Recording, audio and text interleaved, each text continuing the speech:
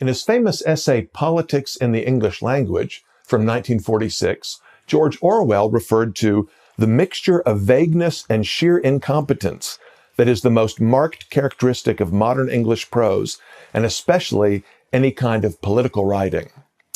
Political speech and writing, according to Orwell, are, quote, largely the defense of the indefensible. The result, says Orwell, is that political language has to consist largely of euphemism, question-begging, and sheer cloudy vagueness.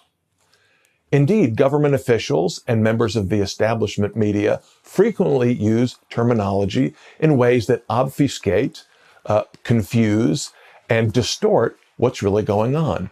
Consider the great debate over the sequester from earlier this year, when we were warned about sweeping, massive, and draconian cuts to government spending that would presumably have devastating effects on the economy. If you looked at the numbers, the federal budget that was proposed under sequestration was did not have 1 penny less of government spending than the previous year's budget. Indeed, even under the sequester, total government spending increased.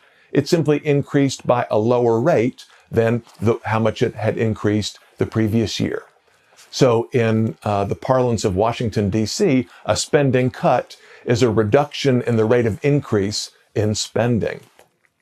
Likewise, consider the distress, the problems we're supposedly having because of the government shutdown. As of Monday of this week, we're told government shut down because Congress and the president could not reach an agreement over a budget deal. Now, what does it normally mean for something to shut down? It means to stop operating. Is that what's happened? Well, of course not. We've heard a lot in the last couple of days about around 800,000 government workers, federal government workers, being put on furlough. Now, that sounds like a lot. That sounds like a massive scaling back of government activity, but look at the numbers. Currently, there are about 2.8 million federal civilian employees in the United States. So 800,000 is what, about 30% of that? If you include full-time military personnel, that's another 1.5 million. So the number of workers furloughed, this 800,000, represents around 18% of the total federal government workforce. And by the way, that's not including federal contractors, private citizens who perform services for civilian and military government. If we included them, and of course there are many, many thousands of contractors, the furloughs would represent even a smaller percentage of the government workforce. Now, imagine that the government announced, the president warned us, and the media complained that if we can't reach a budget deal by midnight, the federal government will have to reduce its employment by around 15%.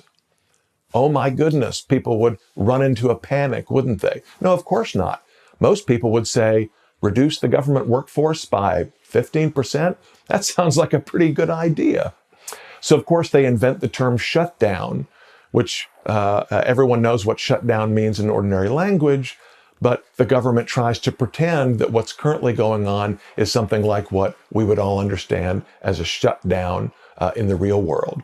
This is scare tactics, pure and simple. This is a great example of the government and the media using words in ways that are virtually the opposite of what they actually mean to try to get achieve some political objective. And just as a footnote, this dispute between the president and Congress, according to the media, is about Republican attempts to defund Obamacare. But in fact, what the Republicans have proposed is not to reduce government spending on Obamacare by even 1 penny, but simply to repeal certain parts of the law, the so-called individual mandate, to make some other minor changes to implementation. However you want to describe the Republican opposition to Obamacare, it certainly is not to eliminate funding for the law, which is what the word defunding seems to mean. So when we talk about spending cuts, when we talk about shutting down government or defunding a particular program, we should not allow the media to use language in ways that defines the debate the way the media wants and the way the government wants. If we're going to have a serious conversation about the economy, about markets, about government spending, we need to insist on using language in its ordinary sense. The government has not shut down. The government has no intention of shutting down. And it's inconceivable that in today's political climate, the government could even scale back just a little bit, let alone shut down. So let's start using language the way it should be used, and we can have a little bit more clarity when we talk about important economic issues.